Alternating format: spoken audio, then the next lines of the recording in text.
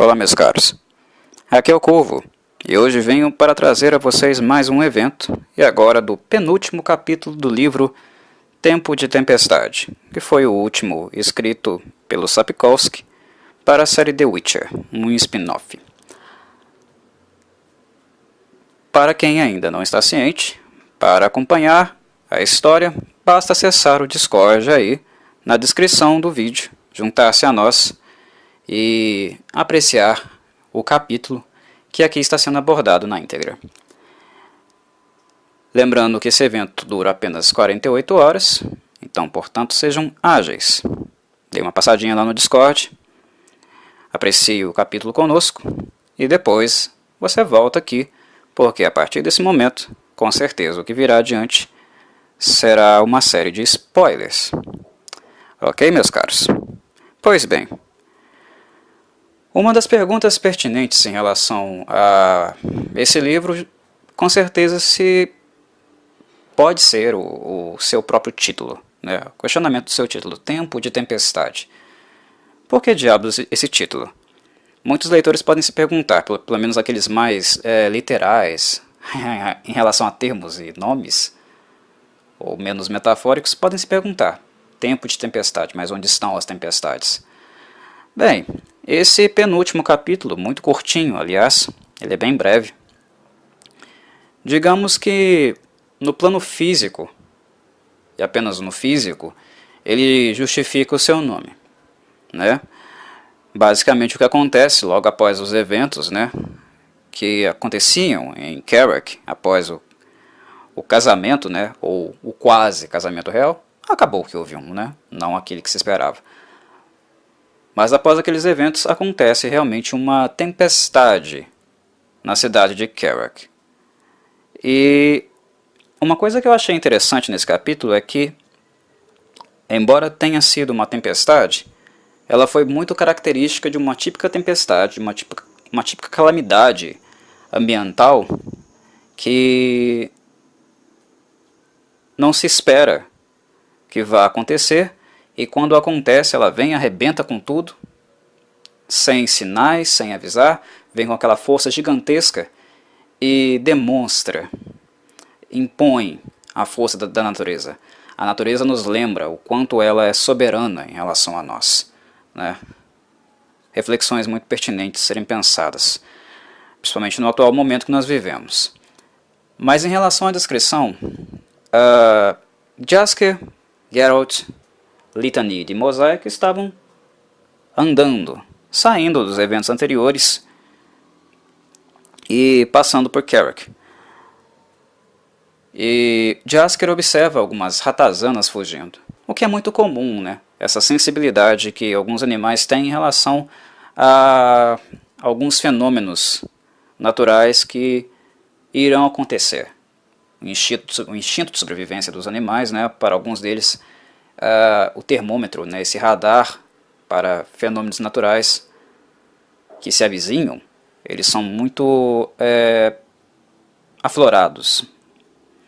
E ratos, como se bem vê, como se bem sabe, nós já cansamos de ver isso. Algumas pessoas na vida real, outras em filmes. Quando o assunto é água, eles sentem e sentem bonito, né? Então o Jaskier vê umas ratazanas correndo, saindo fora. E a partir daí, o Geralt pensa nisso, e a Litany chega a mencionar que uma tempestade se avizinhava.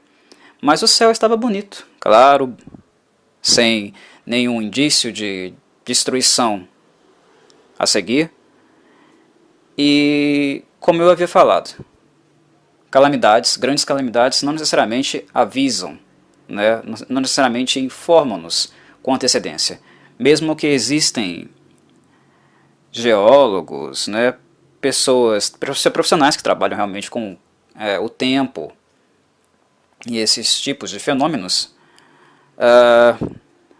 muitas vezes nós podemos fazer estimativas, mas existem aqueles eventos abruptos, né, que de forma nenhuma se espera que eles vão acontecer, e não necessariamente nós conseguimos ficar prevenidos a eles. E esse capítulo mostra um pouco disso, né, e contrasta um pouco com a própria realidade. Eu acho que é válido lembrar que Tempo de Tempestade foi escrito originalmente em 2013.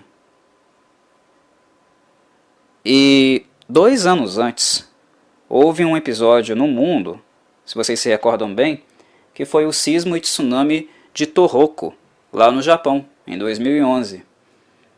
Maremoto, tsunami, essas palavras passaram a ficar mais comuns no nosso dia a dia, né, nas nossas conversas, depois desse fenômeno. Foi um tsunami muito forte, de magnitude 9.1, e se eu não estou enganado, eu acho que foi 9.1 mesmo. E ele foi extremamente forte, devastou bastante o Japão. E Tempo de Tempestade é lançado 2 anos depois desse evento, sendo que mesmo depois de 2 anos falava-se muito sobre isso, né? As pessoas tinham muito medo, principalmente na Ásia, né? E em alguns países cujo estão próximos mesmo, né, dos movimentos ali do encostar das placas tectônicas, enfim, são países com mais risco. Talvez, é uma suposição, é uma ideia, uma percepção minha, eu não li isso em nenhum lugar, né, e nem vi o Sapkowski escrever ou falar sobre isso, mas talvez o tsunami de Tohoku possa tê-lo influenciado nesse capítulo, muito em virtude da maneira como ele descreve, que é justamente aquele evento que não se espera, e também, embora o capítulo seja pequeno, pela descrição do que é realmente um tsunami. O que um tsunami provoca, a força da água. Não importa o quanto as estruturas sejam fortes, né, a água vem, a força da natureza é tamanha que nada sobra, devasta absolutamente tudo. E isso é muito bem retratado nesse capítulo. E eu acho que também o que é interessante é o aspecto humano do desastre, né? Como as pessoas são afetadas, né? Morte, desespero, né?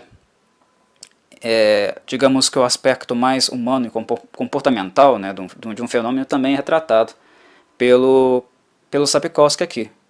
E ele aproveita, claro, das personagens as quais estão no ambiente, como elas reagiriam, né, como elas reagem, no caso, a esse momento de desespero. Nós vemos muitas coisas acontecerem em catástrofes, né?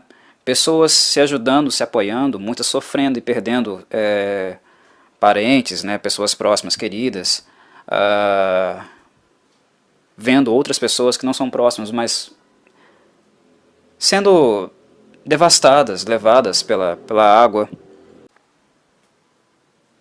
É um momento em que se espera bastante desespero, ou até mesmo uma comoção maior, né, um sentido de solidariedade, mas é também um momento em que nós podemos observar o pior do ser humano, né? Na mesma maneira que as atitudes benéficas acontecem, elas são mais acentuadas em algumas pessoas, né? O sentido de fraternidade ele é mais visto, mais acentuado, mais visível nesses momentos. O pior do ser humano também, né? Aquilo que é mais mesquinho, né, mais frio e pouco empático, em nós também é visto. E eu acho que o Sapkowski, com as personagens mais próximas, ele trabalha muito nesse sentido. Em momentos assim, as máscaras caem. Não que elas já não tivessem caído antes, porque os mais atentos já haviam percebido quem era quem nessa história, e o que fazia e com qual motivação fazia. Eu creio que o leitor atento, nem precisa estar muito atento para isso, julgaria quem ajudaria as pessoas, ajudaria-se mutuamente e quem sairia fora, né? E a Coral aí, no caso, nesse capítulo não é nenhuma surpresa, porque já havia ficado muito claro que ela é o clichê, digamos, witcheriano da feiticeira, né, da maior parte delas. Coral pensa em si. Os outros são um recurso para ela. Nada mais além disso. É uma pessoa totalmente centrada em si. E a bússola moral dela é bastante... digamos que ela pende para o narcisismo clássico típico das feiticeiras do que para qualquer outra coisa. Embora a Coral já... digamos que ela não estivesse tanto mais nublada para nós em relação ao seu caráter, em relação à sua bússola moral, eu creio que ainda era algo possível. Eu acho que era ainda algo pertinente pensarmos, por exemplo,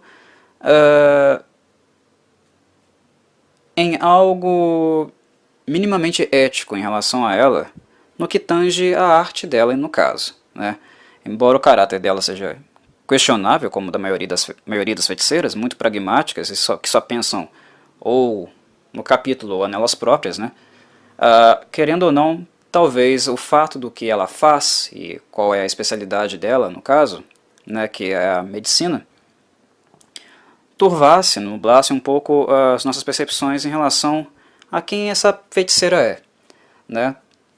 Embora ela tenha feito tudo o que fez com Geralt e com mais outras pessoas no decorrer do livro, né, como Mosaic, por exemplo, a maneira como ela trata Mosaic,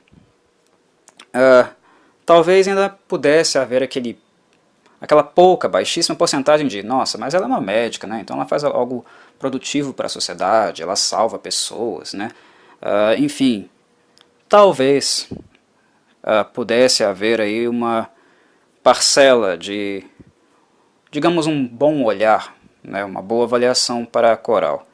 Mas é uma coisa que também nos remete à realidade, o fato de que um profissional, no caso, o fato de ser um curandeiro, ele ser um médico, não necessariamente é sinônimo de humanidade, um sinônimo de ética.